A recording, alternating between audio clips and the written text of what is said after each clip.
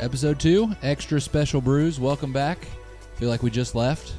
Yeah, it's been rolling a little faster than I thought it would. I guess so. I'm Steven Spears. I'm Will Cushman. And we're back with another episode with another brewery. This time we got to make a little road trip up the highway to Yellowhammer Brewing Company, if I remember that correctly. That's correct. I got to tell you, whenever you get to take a road trip, I'm always excited for it, pumped for it. Mm-hmm. When you get to take a road trip to go drink beer and talk to people who make beer. For free. Oh, my goodness. Yeah. Got to stress the fact. Yeah. It was a fun trip, and we didn't really know exactly what to expect when we got there. And when we arrived, it was like the Candyland of beer. 300 yards of 4 breweries and one of the coolest beer stores that we've seen. And in the middle of it all is this awesome city park. So it was kind of an awesome surprise to just drive up and see kind of a little beer paradise in North Alabama. Yeah, well, and especially because, you come in, you see all the space stuff for Huntsville. You come off the interstate. There's no big sky rises. There's nothing like that. And then you take one turn, and you're, like you said, in the Candyland of beer. Yeah. It was awesome. Yeah. And so we showed up, shout out again to Robin from Yellowhammer for getting this set up. We couldn't have done it without her. She said to be looking out for Keith Yeager, one of the 4 founders. So we showed up. I asked the lady at the bar, hey, I'm here to see Keith. She kind of looked at us weird, was like, oh, okay. Went back and grabbed Don. Yep. And so he was like, I'm sorry, Keith's not here. Don't know if Keith's going to make it. So, starting off well. Yeah, we were like, okay. Yeah. He's the only one we know at this point. Yeah, this is, oh, well, cool, Don. We'll work with Don. And so Don was saying Keith kept texting him saying, I'm so sorry. I'm trying to make it. At one point, he was trying to drive his golf cart from his house, which apparently was not close. Yeah, probably 20 minutes by car. Oh, yeah. Yeah. And he was trying to do it electric golf cart style. Yeah. Good old 8-mile-per-hour interstate top speed. So, it went great. We had a great conversation with Don and Ethan. Mm-hmm. Of course, they'll introduce themselves as we get going. Just enjoy. I mean, the backstory of Yellowhammer, the backstory of a lot of their beers, and kind of how they evolved from being in a shed. Yeah. Which is now another brewery that we will we may or may not interview in the future.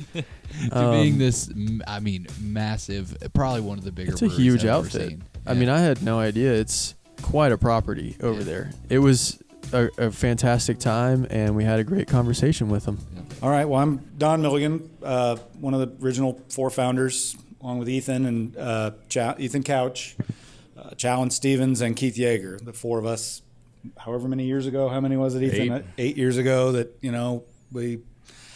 Prior to that, we were all friends, knew each other in various different circles and stuff, played some poker together and did things. But we were all into homebrew and enjoying the stuff. And I think it was Ethan was really the impetus that at some point when we were drinking some homebrew said, hey, why don't we make this commercial? And he had enough guts to push us forward and make us do it. So. Yeah, I'm Ethan Couch, general manager here at Yellowhammer, and one of the founders with Don and Keith and Challen.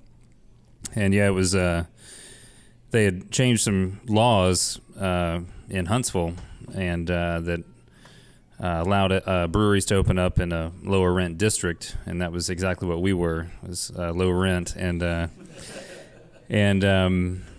so it seemed like an option, and we didn't really have a lot of breweries in town at the time, and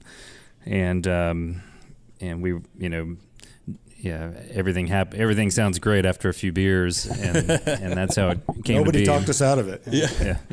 That's what I was curious too, because you were saying that Ethan was pushing for it. Was this what were you doing before you started? Was it you just decided, look, I don't want to do that anymore. We need to do this, so I have something better to do. Yeah, I mean, I was in real estate, which is the direct opposite, but that background definitely helps. That's one of the neatest things is that we all have different backgrounds and we all bring something different to the table. But I saw the zoning laws change, and that was what struck me. And then it was also right about the time that Free the Hops had got the law changed and all that. So little detail, because I'm just learning still about Free the Hops. what's the background of that? That was because Alabama was still really strict on. In fact, it's part of the reason that I personally got into home brewing. Keith is really the one who directed me towards it. I had brewed years ago, but just made some horrible beer. But back in the 90s in Alabama. No IPAs. You couldn't get good beer. I mean, they had maximum 6% alcohol by volume. So none of the good breweries around the country and around the world were ever represented here. We would make even runs like to other states. Bush had to make like a separate beer for Alabama. There was arguments over Ice House. I think they Maybe were that's pulling what it Ice House was, off the shelves because it was over 6%. And you just couldn't get it. So it was easier to learn how to make the beer you want to drink. How'd they have Talladega if that was the case? Yeah, cheap beer. Yeah. They just drink more Bud Light, Yep. But yeah, I mean, so at some point, and I don't know who was the genesis of Free the Hops, but those people, it was a statewide consumer-based organization that set their minds on changing these laws, and they kept at it, and it took them several years, but it finally worked. And no, man, the people rose up and demanded it, and the lawmakers, especially the ones who are running for office, something to hang on to that's very popular with a lot of people. And at the times it just changed. It's just, and craft beer, people were a little bit afraid of it. And so that's why you got the one law change, and then pretty much almost every other year after that, things got a little bit looser, a little bit, all of a sudden there's, 3 breweries in Madison County, or 4 breweries at the time in 2010. And then they just started popping up more and more, and the laws kept getting more relaxed, and people loved it. It meant a lot to the community. And it's like we don't have a pro sports team, but we have some pro brewers here. So we can get behind that. Well, I know that, in Birmingham at least, I think it was a citywide law in 2015 is when they finally allowed breweries to open, or alcohol manufacturers to open outside of the historic district. Yep. That's what you were kind of talking about in Madison County. Was there a law that required you to be kind of more in town or something like that? Yeah, so they had that historic district law, but it was more intended for brew pubs. And then there was a whole bunch of laws that nobody really knew what was really true. Even the people who wrote the laws, I think. We had to prove that there was a brewery in Madison County before Prohibition, which I did. I dug up the damn deed and found it, and a bunch of other people researched it too. But that we had to present that as part of our submittal to the ABC board and prove that there was breweries in Madison County in Alabama before Prohibition, and that was one of the weird laws that we had to get around. And that's really strange. Yeah. I mean, I'm a history major, so that kind of sounds fun to me, but I think for most people they would be like, really? Yeah. You have to do that? And there were multiple other things that were just kind of impediments to this all happening. I remember walking into the ABC office trying to figure out what we had to do for the regulatory maze of getting authorized to manufacture in Alabama. And the lady literally looked at me and said, "Well, I don't really think it'd be worth it." Really? So straight up from the get-go. Advice, I was really just asking her what, She might have been right. Yeah. she was 8 years later. What do you think? When we first started, ABC said very adamantly that it was absolutely illegal to consume any alcohol on the premises. It was long before we had tasting rooms. That law passed several years after we started. But, at that time, so here you are, a brewer, making beer on site in your licensed manufacturing facility, and you're not allowed to taste your own product. They said it had to go to the distributor, get taxed, and then return back to our facility before we could taste it. And so needless to say, you didn't drink we any never of it, right? did. Ever. Never touched it. Well, I mean, that's something that I think, and this may again be, you have to forgive me, I'm a Birmingham person, but I know that there were some breweries that had started in Birmingham, and essentially to distribute to the store a block down the road had to go out of state and then back into state with some third-party distributor just to get their beer out in their state. Yeah, that's ridiculous. So, man. Yeah, the laws are numerous, and it has relaxed a lot. And without this taproom law change, we would have been out of business 4 years ago. A lot of this flourishing you see, and to the city's credit, I mean, early on when we first started, and like I said, the building that we started in down the road there was really nothing else around here. I mean, there was a few derelict businesses and empty buildings and those type of things, but we were going in because it was cheap rent, and saw an opportunity to get our thing off the ground with And no we're intent. less than a mile from downtown. Right.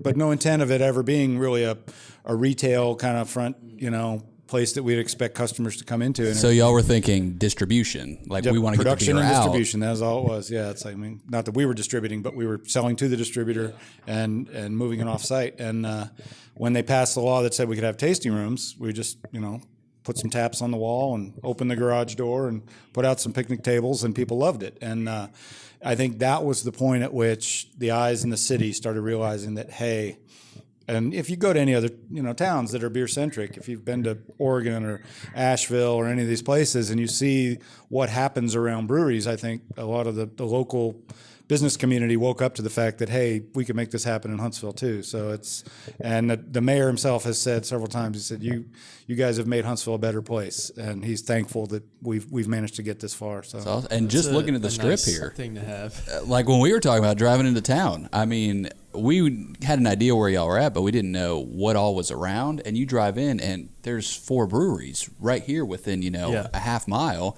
But not just that, there's 6-7 other businesses that probably would not be thriving if it wasn't for y'all. In about 5 years, this whole thing is going to look completely different. I mean, Really? It's really spurring a lot of new growth, and there's a huge entertainment complex planned, a hotel planned, we got apartments planned, and lots of people, some speculative, but some people just feeling comfortable that they can, I'm going to put my business here now because I feel like it's a good real estate decision and safe neighborhood. And we've been here for 8 years, never had a single problem. And and it's supposed to be on the wrong side of town. And it's just a working class neighborhood is all it is. Yeah. And it's an old part of Huntsville, and it's same with Birmingham and good people, Avondale. They kind of transform those neighborhoods. Yeah, you kind of have to fight with the stigmas of when it was an industrial town. Yep. It sounds like you guys are kind of almost building like an uptown, like a second downtown. Little outside it's of like the it's like a premises. hub to downtown is what Yeah. it's like an entry point, because you come right off the highway and you hit us, and then like I said, less than a mile you've got downtown and a whole nother atmosphere. So it's I love it. I wish I lived over here, because if I could walk to a brewery from my house, It sounds like just from when we came in that Keith needs to move over here so he can ride the golf cart. Uber doesn't go quite as far out to his house. I don't know. Just so we don't leave Keith out, Keith Yeager is was one of the 3 of the 4, and I noticed on the website the hat. So it looked like a very German type setup. All the beers seem to have a German-Belgian setup. Yeah.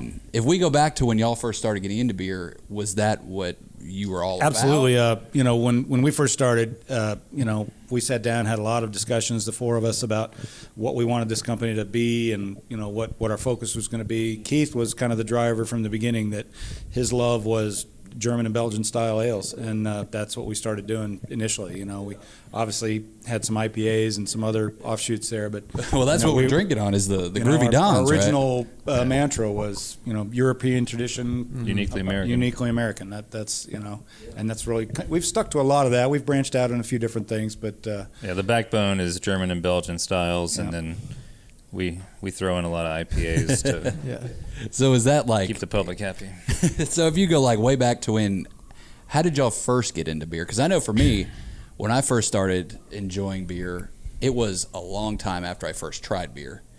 that's true for a lot of people. Okay, yeah. so I didn't know if that was the same case for y'all, because it took me a long time to appreciate it. Yeah, for me it was because I worked in restaurants when I was in college, and at a beer store and liquor store, and you get to try the nicer things. I mean, that's when you're I was at fine dining, but the nicer things was Guinness, Harp, and they're mainstream, but they're still quality beers, and I loved Hoegaarden and Chimay and some of this. We get a few German styles in, and that's kind of what drove me to it. Is like this, we need this. We need more of this, and Huntsville did not have it, when I was growing up. And you go to places like Asheville, towns that aren't far away, and it's just like blooming, and you're like, oh my God, and then it's like all of a sudden now we have that, you come here and you can have 40 different beers within, 1,000 feet of one another, and Fortunately, you can walk there. Yes, Try all 40 40,000 within stumbling distance. For me, I guess it was, my parents were not beer drinkers. There was beer around, but they were just not into that very much. And, when I got a little older and I moved to California with my wife, she wasn't my wife at the time, but we moved out there. And in the Bay Area in San Francisco, the beer scene was totally different. I mean, I fell in love with Anchor Steam early on just because that was, one of the first of the craft beer resurgence. Yeah, but their whole story was one that kind of, put good flavored beer back on the map. And not long after that, Sierra Nevada hit the scene, and that was when I first developed a taste for hops. They were, they did it right. And when I came back from California out here, there was just none of that was here. And if you've developed a taste for it and you can't get it, then, like I said, then you start learning how to make it. And that was kind of, what drove me in that direction. And then, once you start tasting good beer and all the different flavors it can be, when people come, I've had this experience multiple times at tasting events and those type of things. People come up and they say, well, I don't really like beer. It's like, well, what do you like? Oh, well, I drink some wine. I can usually find a beer that will be what their palate likes, and they'll go, wow, I never knew beer could taste like that. And that's the problem, and that's changing very much because nowadays, when we first started, people would come in and they would taste anything and love it. Nowadays, people come in with an educated palate. They're discerning. And they're discerning, and they taste it and go, well, that's an okay beer, but, I had a better one somewhere else. And so, you got to up your game as far as the quality of what you're serving to the public now because they are much smarter than they used to be. The competition is an awesome thing because it really brings everybody up. It forces, and it's happening, like, there's better brewers, there's more experience, and there's such a community now. Everybody talks and they share information. You can research stuff a lot better. There's so many more books coming out. So there's good beer popping up everywhere. For a while, it was like, wow, there's an awesome beer, and now it's like, wow, there's 40 awesome beers right here. Like, I'm happy to drink any of those. Yeah. And Don was telling us earlier that an added benefit is if you guys run out of hops for your batch, last resort, you can run next door and see what they've got. Well, they're on the speed dial for sure. We all help each other out. They've helped us. We help them. I mean, it was a collaborative effort to create this whole complex. The middle school. Yeah, we asked Straight to Ale if they were interested, and they said maybe, and then the city got on board, and so this is a city park in between us and another brewery. And we sold our old facility to another brewery. Yep. Yeah. And that was a question that we had is how collaborative was it? Yeah. All of y'all coming over here. It was definitely it went together kind of quickly, and we didn't know it was going to work out, but all you have to do is ask, and then, it was like, hey, this would be a huge thing for Huntsville. It was more about, making something that's going to be here for a long time for Huntsville. And, it's been a bumpy road, and we are competitors. We're frenemies. I was picturing like West Side Story, like like one afternoon, a dance off y'all in come down the park in the middle. Yeah. There's a rumble every afternoon. Yeah, we do a little pranking here and there. And good sport, I'm but sure. they are all friends. I mean, no, man, you couldn't ask for better neighbors. I mean, they're really good guys, and we think our beer is better, but they're still friends. Well, you have to. I mean, otherwise you'd go work over there, right? But that's what the competition does. It brings the best out of you. And so is it weird selling beer on the old middle school premises? I love it. Are y'all from Huntsville here? I consider myself a Huntsville native. I moved here when I was, I guess, in 5th grade, something like that. And my parents split up and they left town, and years later, but I stayed just because I'd already had roots here. And I've lived some other places, but once you get used to Huntsville, it's like a comfortable bed. You don't want to leave. So did you go to the middle school right over here? I did not. No, Okay. I didn't go to this school. Did any of the original four? No. No. But there are a lot of people here that did. Damon, who started Wish You Were Beer over here. Really? Okay. He was. It means a lot to a lot of people, and they're excited about it. And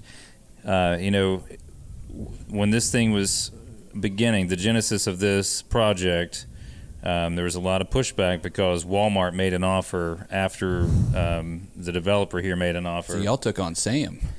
Right, and so, but it was one of these fishy deals. Like Walmart's fishy. Yeah. I'm just going to tell it straight out. Yeah. Walmart is bad business, but they were like, we'll buy it 2 years later for a higher price, and but we might buy it. We have an option Because you're developing the area around it. Yeah. right, Yeah. and so.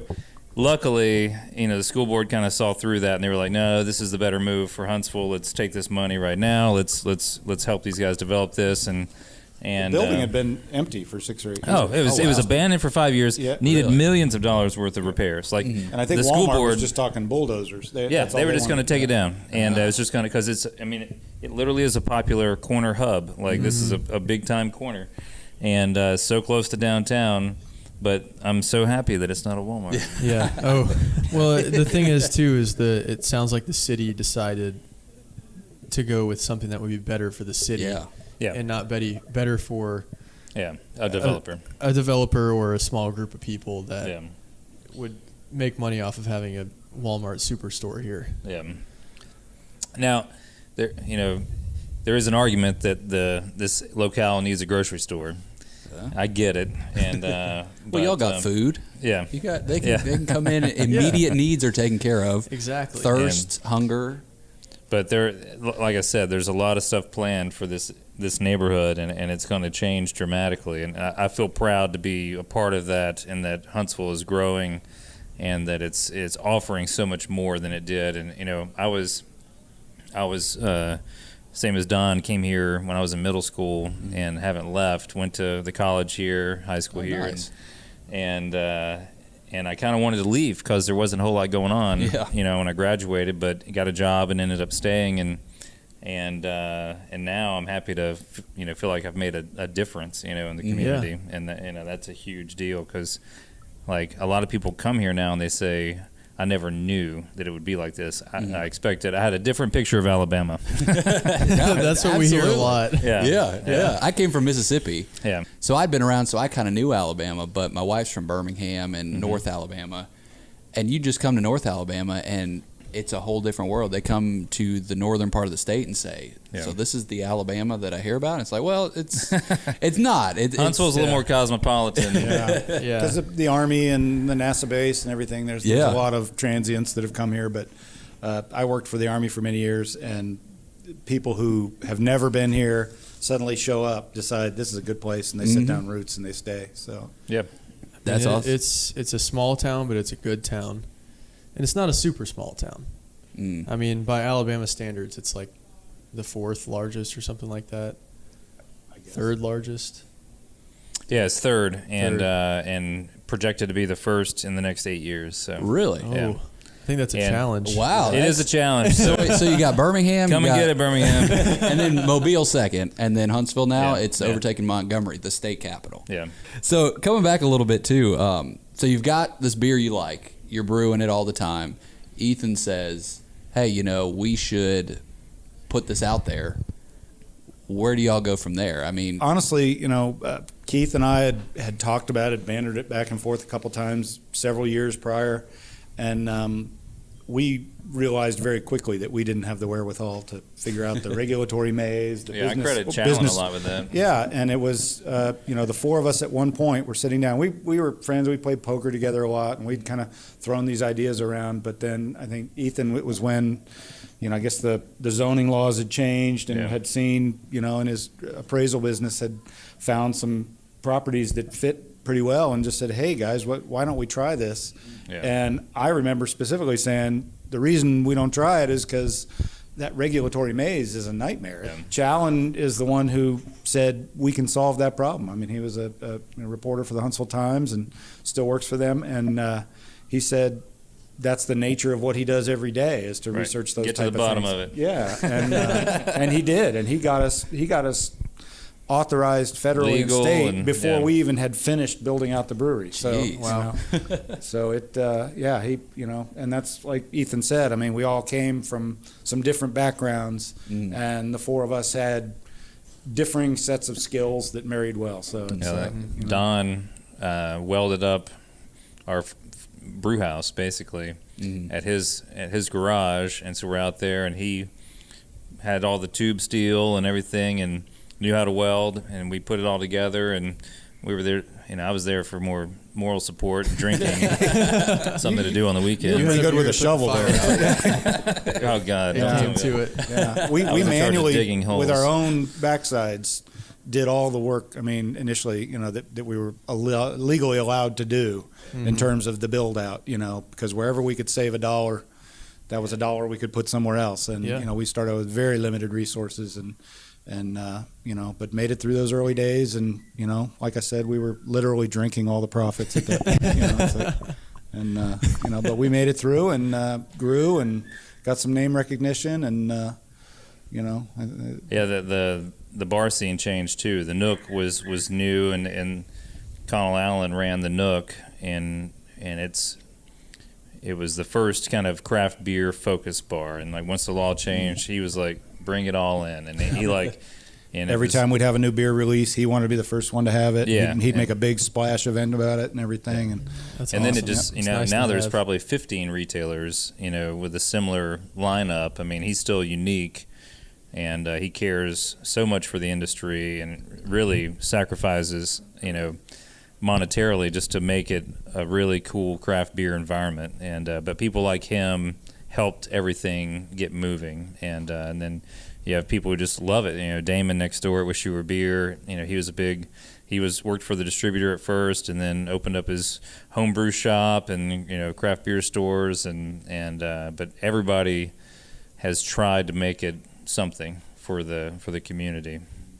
And how did you take the next step? How did you get people aware of what you were doing? Did you just rely on? We all hate Facebook, Amen. Amen. but we quickly realized that you kind of have to have it. Yep. And so we Challen hired being some in Russian media. trolls. And, Got some information. yeah. Yeah. And but luckily marketing came easy to Challen. He helped out with that a lot, and did our social media, newsletters, things like that. And really, the biggest marketing tool we have is the tap room. Yeah. And it's a fun place for people to come and try the beers. We can represent ourselves the best. It's a best quality. We can control the quality. When we ship a beer out, we have no idea what happens to it. It could get warm. It could fall off the truck. We can't control that. But here, we can control it. And so we can make sure that people are getting the best product. And when they come here, we can suggest to them, we can talk to them about it, we can advertise to them. And so it's been this is the epicenter, this is where it all kind of starts. And but we now have an awesome marketing team. Before, it was like Keith, myself, Challen, all, Keith was a graphic designer. He was, making our labels and stuff. Did and the original logo and all that. Oh, wow, yeah. And so it was all very homegrown, home put together. Like, did someone post something on Facebook today? Oh, sorry, man. I'll get on that. Yeah. Yeah. But yeah, I mean, and then through our random meetup with Bill Rourke, he was the fifth partner that came into our business. I don't even know what year was that. Probably 2013. 13. We just randomly happened to meet him, and he's a big fan of beer, and said he wanted to be involved, and over time decided to be involved, and so he bought into a fifth, to be the full fifth member and everything. And he's a local entrepreneur who started several other companies, and he helped us get this to this next phase. And yeah, he had a lot of business acumen that none of us had. Yeah. And he really pushed us to the next level, and encouraged us to promote it, within the community, and be more part of the community. And it's a very capital intensive business. The equipment, the finishings, and everything that we have to do. And so he kind of promoted that and allowed us to take it over here. We built this new facility, and and we really had expanded it. Well, we had no clue that this was going to be successful. And but the Just public went with it anyway, huh? well, yeah. I mean, you have to. I mean, you got to Kinda try. gotta just jump in. I mean, it's Yeah. The target's always moving in the beer industry. Right now, I things just shifted. You know, bombers are no longer, you know, a good way to put your beer out, you know, and it's a difficult format for people to appreciate and enjoy, and cans have kind of taken over. That was actually our big question on the way here, was because for years, you know, we grabbed Yellowhammer in the bottle. Yeah. And so we had to make the switch, and there was 9 reasons to do it and 1 reason not to do it. And what were those reasons? Because that's what we were talking about too. Yeah. We kind of knew, you know, the quality things of that, but quality control and Don's kind of taken over the packaging, and the efficiency of production is the big thing. Really? And if you look at the dollars involved in how much beer goes down the drain when you're running, I mean, there are really good high quality bottling lines out there, but they're very expensive. And at the level we're at, I mean, we were using our small time bottling line, and it worked fine and did a good job of packaging, but there's a certain amount of loss involved. There's a high labor impact to it, the time that it takes. And then, you know, on that small scale, it's harder to get quality product in the bottle in a way that's going to be more shelf stable. And so all those aspects are vastly improved in the canning line. I mean, there's less labor, there's less loss, there's better package quality, more shelf stability. There's cheaper recyclability, shipping, recycling, all these things. And it's you know, there's zero light pickup. You know, light kind of starts to ruin beer over time, and especially fluorescent light. You know, if you're in a retail shop, in a grocery and store. then the crowns or the caps on the bottles have a significant higher oxygen pickup than a can that's been seamed with a lid, and so the shelf life of the can is going to be probably several months longer than the bottle. And there's just so much that happens from day one when that beer enters that bottle. It's like it's good, and then it just, you know, it's got that half-life. It's a shelf life product. I mean, Yeah. you know, It's a beer living fresh. So when you guys made the switch, we've noticed that you rebranded your labels a little bit.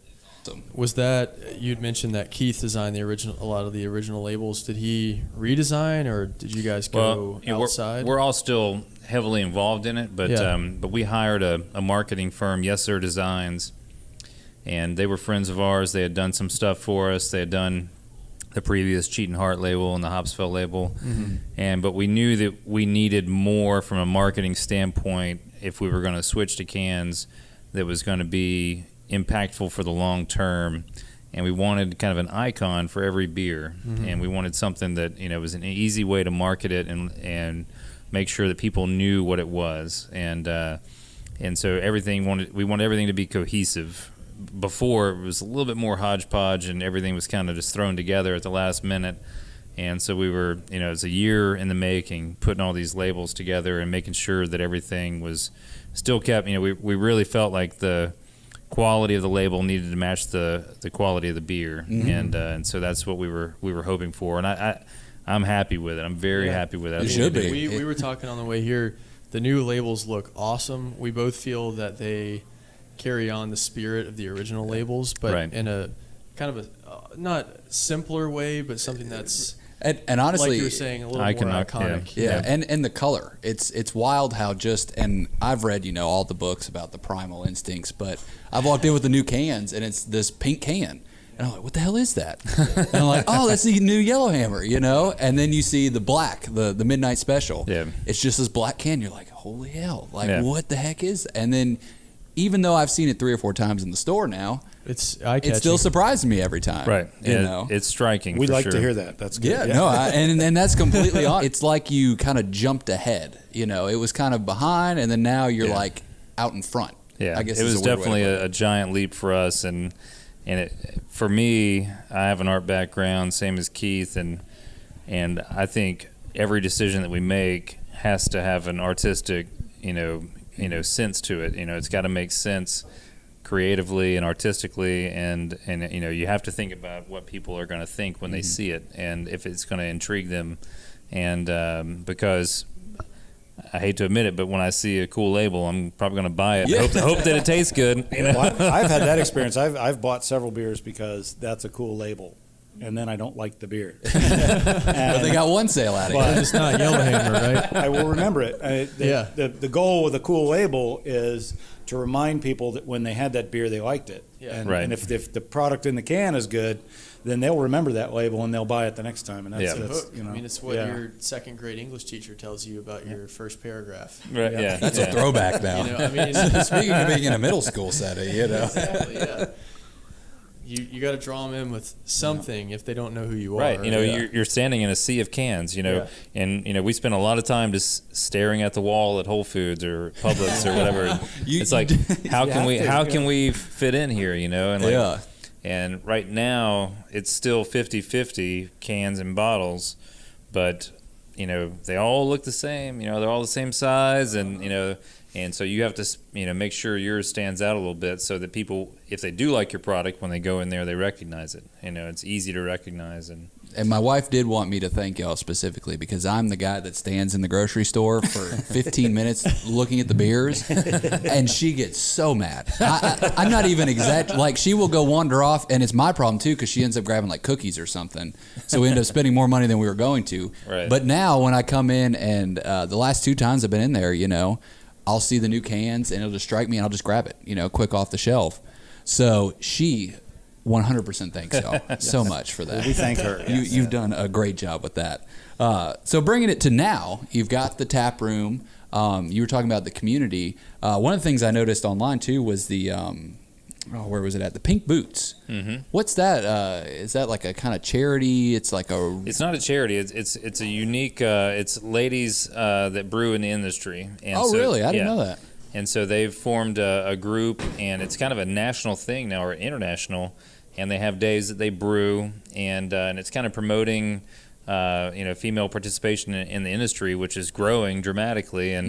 And Dana, who's been with us for a long time, she started in the tap room, became a manager, and then she's like, I really want to learn how to brew, and she went in the back and She wants your job. Kind of, And, but she's become a very good brewer, and Yeah. she's now running our lab, doing a lot of our lab analysis and Oh, everything. that's awesome. yeah, she's incredible. And she kind of spearheads that Pink Boots effort for our brewery, but it's also a community thing. I mean, all the other breweries are involved. They have collaborative brews and they have events, and so it's a positive thing. We're all big supporters of it.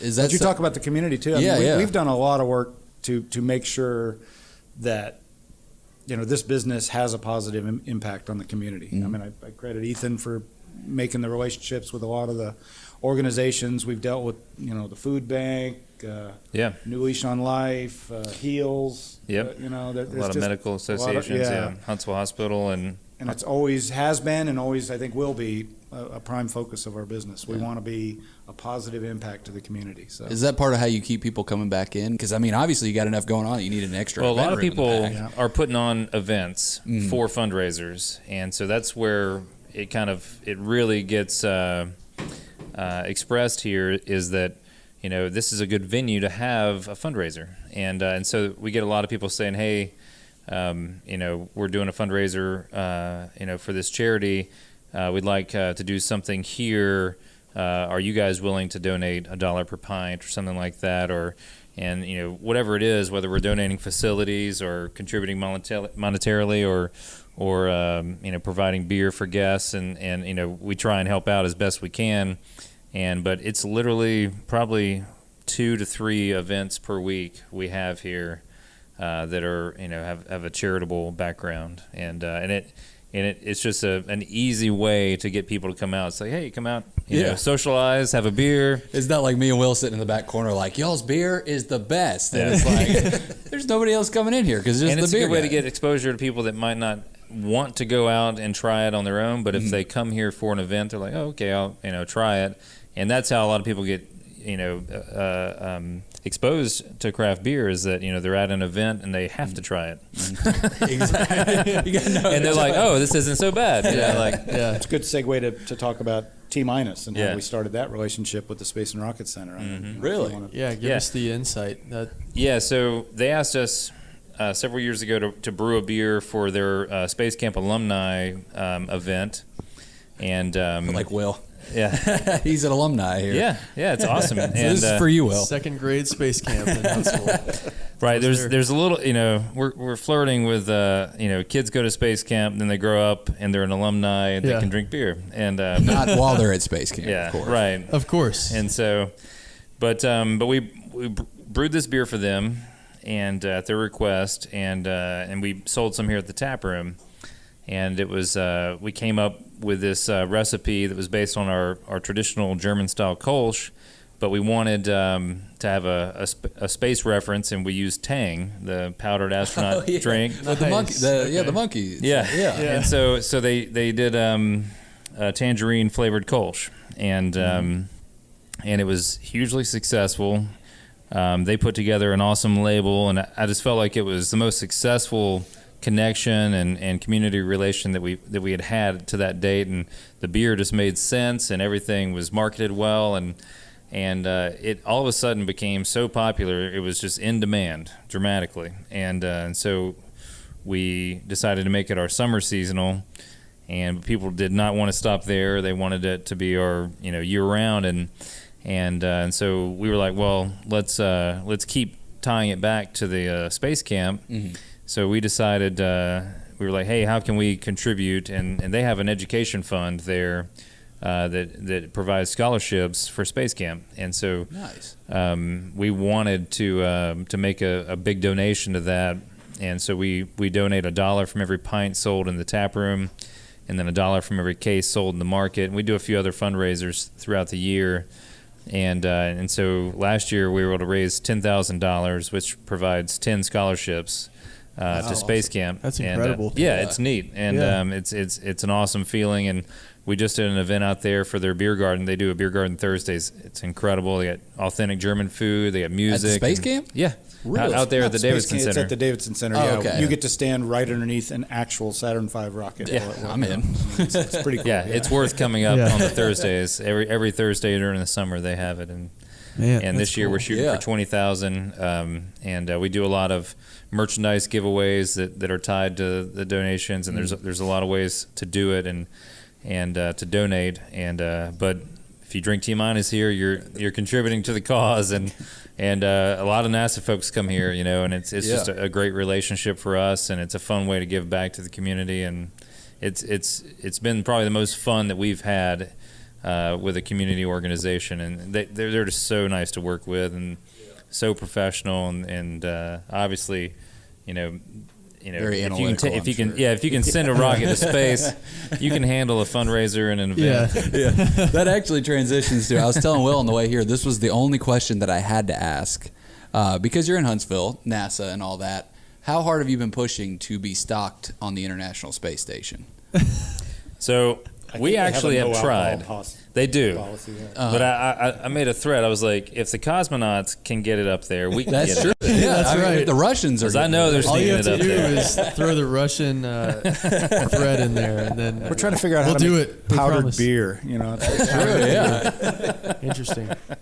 Because that's, I could just see the marketing campaign, the latest astronaut doing an ISS video, and he's like, I'm pulling out this T-minus.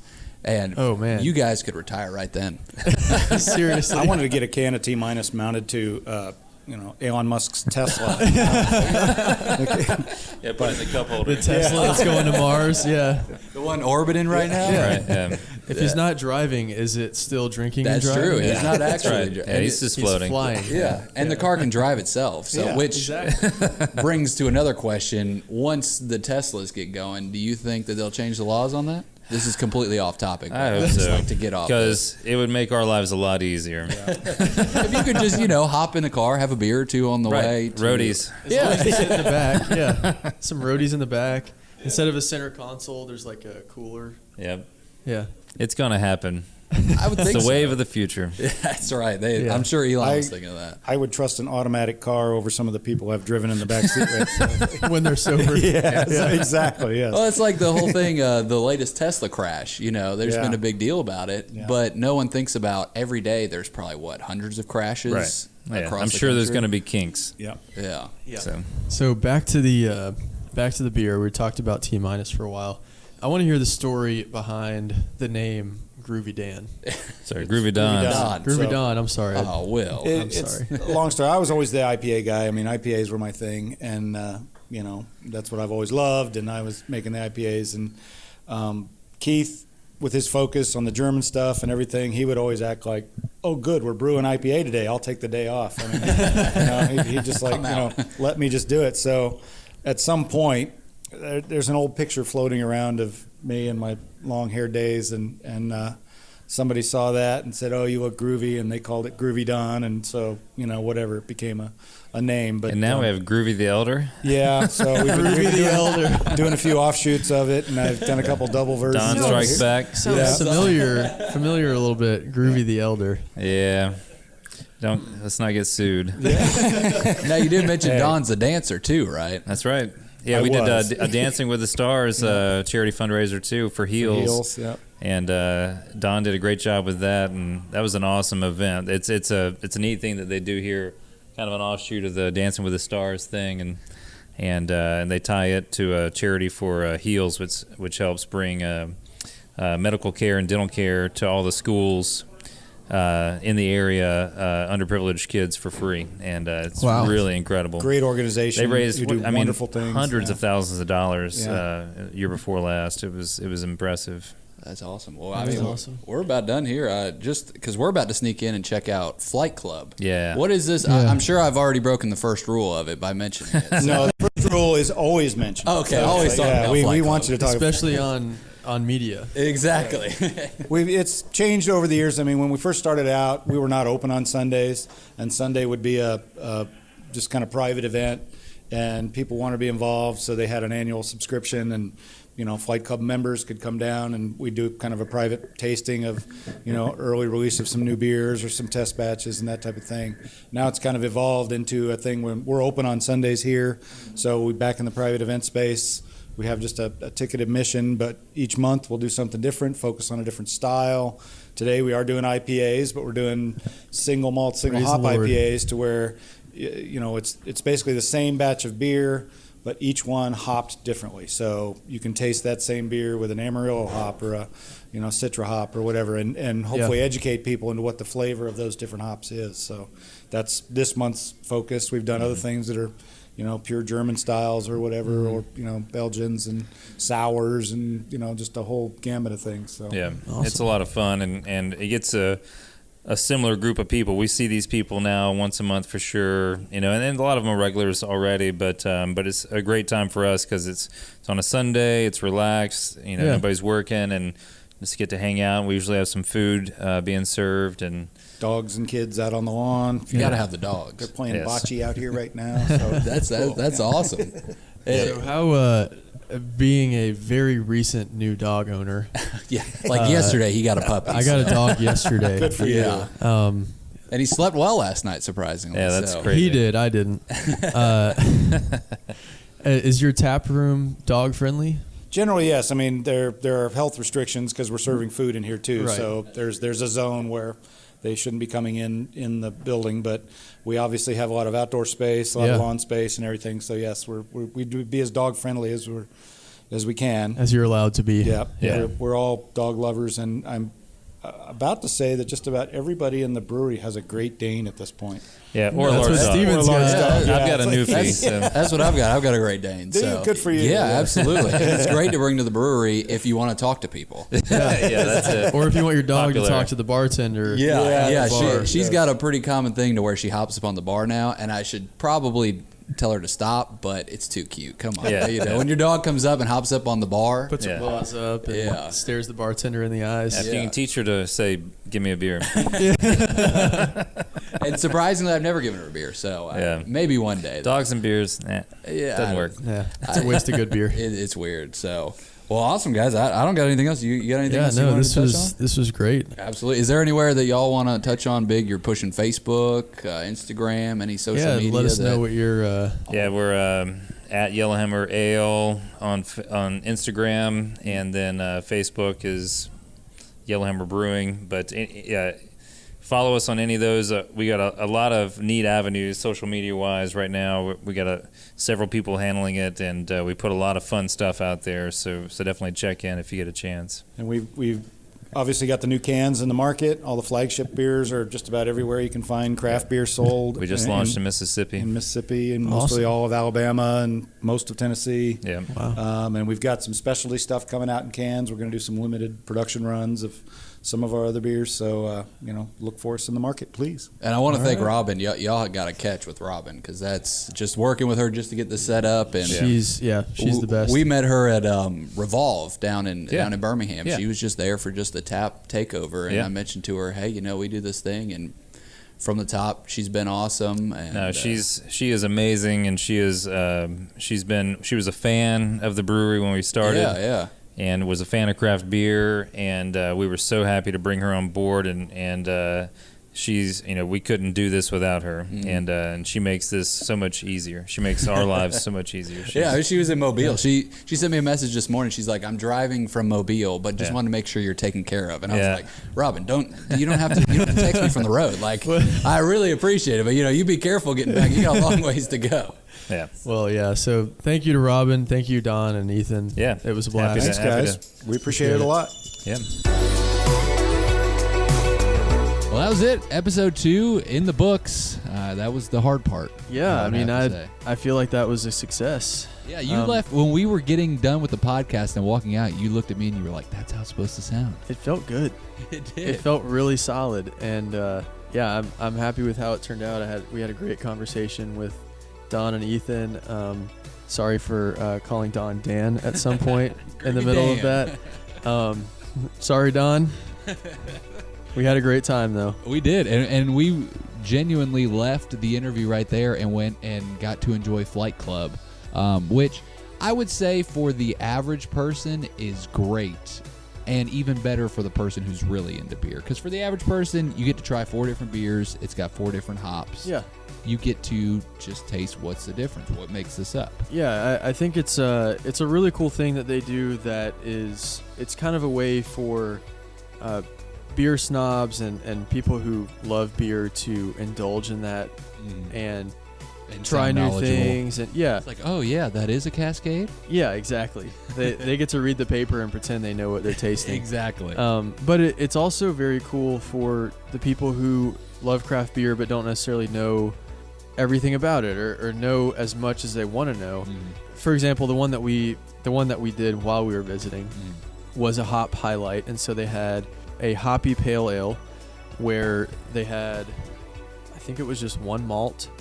Yeah, it was simple. And they basically just changed the hop. It was Cascade, Amarillo, Mosaic, and one of their experimental grapefruit hops. And so you could taste the beer and know that everything was the same except for the hop, and really pull that out and see what it's like, and know that if you're tasting a difference from here to there, it's one thing. It's not a whole different beer. And that's the first time I can honestly say in my life that I have stood and 100% felt confident saying, man, the Mosaic is nice. The Mosaic was good. At no other point in my life am I going to stand there and drink a beer and say, the Mosaic notes in this it's never going to happen. But because it's such an open thing of this is what this is for, it was cool. It was really cool. The Mosaic was great, and it's something they do once a month, I believe. Yeah, the first Sunday of every month they do it. Yeah, and it's not always a hop thing. They've done Belgian styles. It's all about experimentation, test batches, and seeing what tweaking one element of a beer can do to it. And then relaying that on to their biggest fans. Yeah, go check that out, Yellowhammer Brewing. And now, we didn't stop there. We kind of made the rounds, made a full Sunday afternoon in Huntsville. Around the beer paradise in Huntsville. So be on the lookout for some podcasts coming from some of the other folks in Huntsville. Yeah. When they reply to emails and when we get some times locked down. Yep. And as well as, folks here in Birmingham or, maybe even your local brewery.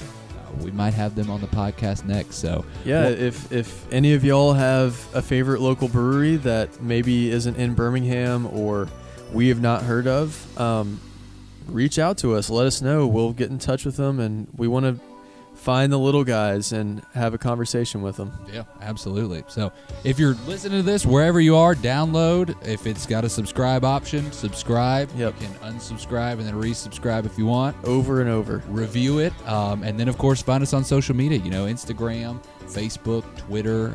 Just search, I believe it's Extra Special Brews. Yep. And Just search that.